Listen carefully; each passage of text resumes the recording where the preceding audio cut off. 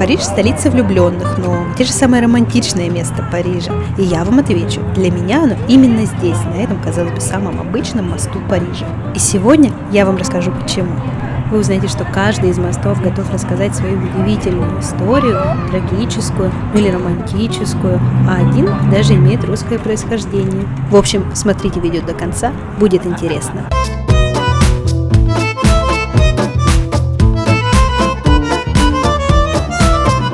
Нужно сказать, что каждый из мостов Парижа по-своему неповторим. Начну я с моего любимого моста искусств. Построен он был в начале 19 века, и это был первый металлический мост в Париже и один из первых в мире. Мост сразу задумывался как пешеходный, правда, чтобы пройти по нему, в то время приходилось платить пошлину.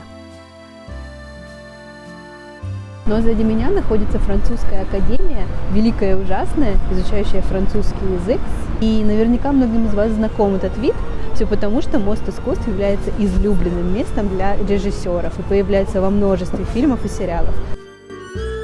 Вообще атмосфера здесь творческая. Мост давно облюбовали художники, фотографы, а также влюбленные. Кстати, раньше у моста была своя традиция. Влюбленные вешали на него замок, а ключ бросали в сену. Считайте меня не романтичной, но не люблю эту традицию. Мне кажется, замки портят вид, еще и тяжелые. Можно же придумать что-то более щадящее для памятников архитектуры. Вот и в Париже в 2014 году под тяжестью замков обрушилась одна из секций моста. С тех пор замки на мост искусств вешать запрещено. В 1900 году Россия и Франция были ближайшими союзниками, и по приказу Николая II был построен мост, который назвали в честь его отца – мост Александра III. Этот мост по праву считается одним из самых красивых мостов Парижа, я тоже его очень люблю, имперский размах виден издалека. Мост строили в течение 4 лет, специально к открытию Всемирной выставки 1900 года, той самой, на которой за 11 лет до этого миру была представлена Эйфелева башня. Кстати, в 2020 году Всемирная выставка должна была пройти в Дубае, но ее перенесли на осень 2021 и, надеюсь, в этот раз она состоится. Одновременно с мостом Александра III в Петербурге строят его побратим – Троицкий мост, на заложении которого присутствовал французский президент Феликс Фор. Как и у моста искусств, у этого моста есть свои поверья. Например, если вечером загадать на нем желание, то ангелы, которыми украшен мост, обязательно услышат его и исполнят. Мост Александра III самый большой в Париже. Места здесь предостаточно и для пешеходов, и для автомобилей. Но в центре мостовых арок расположены нимфы Невы с гербом Российской империи и нимфы Сены с гербом Франции, еще раз напоминая о дружбе двух стран.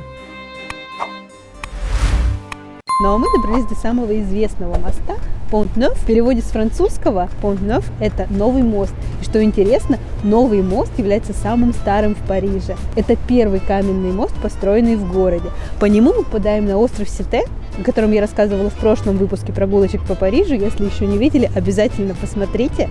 По нему очень классно гулять, и с него открывается красивый вид. Я вообще очень люблю сидеть на новом мосту, особенно летом, когда не так холодно, но и не так ветрено.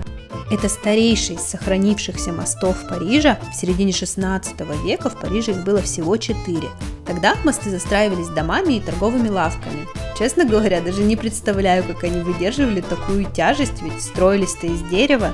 А новый мост был тем и хорош, что его не застраивали домами, и с него открывался прекрасный вид на Сену. Хотя торговцы были недовольны новшеством. Еще бы, столько места пропадает. В центре моста стоит памятник Генриху IV, при котором мост был открыт. Интересно, что во время революции бравые борцы с памятниками уничтожили его, и теперь мы видим его точную копию, созданную уже в 19 веке.